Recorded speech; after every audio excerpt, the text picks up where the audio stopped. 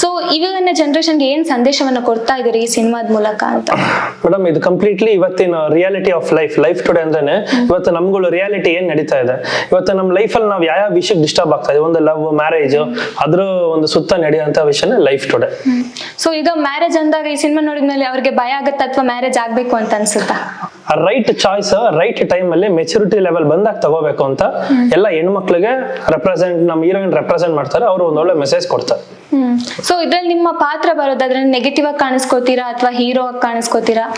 ಒಂದು ಇನ್ನೋಸೆಂಟ್ ಪಾತ್ರ ಮೇಡಮ್, ಎಲ್ಲ ಮನೆಗೂ ಮುಟ್ಟಂತ ಪಾತ್ರ. ಒಬ್ಬ ಮಿಡಲ್ ಕ್ಲಾಸ್ ಹುಡುಗ ಅನ್ಸ ದುಡ್ಡಿರಲ್ಲ ಅಂದ್ರೆ ಒಳ್ಳೆ ಮನ್ಸಿರುತ್ತೆ, ಎಲ್ರು ಚೆನ್ನಾಗಿರ್ಲಿ ಅಂತ ಬಯಸೋಂತ ಒಂದ್ ಗುಣ. ಈಗ ಮಿಡಲ್ ಕ್ಲಾಸ್ ಅಂತ ಹುಡುಗ ಬಂದಾಗ ಅವ್ನಿಗೆ ಸಾಕಷ್ಟು ಆಸೆಗಳಿರುತ್ತೆ, ಬಟ್ ಅದನ್ನ ಪೂರೈಸೋಕ್ಕೋಸ್ಕರ ಅವ್ನು ಸಾಕಷ್ಟು ಕಷ್ಟಗಳನ್ನ ಪಡ್ತಾನೆ.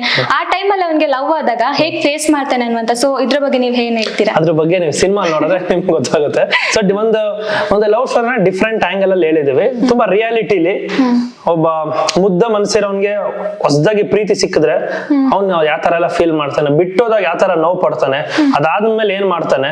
ಸೊ ಅದೇ ಲೈಫ್ ಸ್ಟೋರಿ.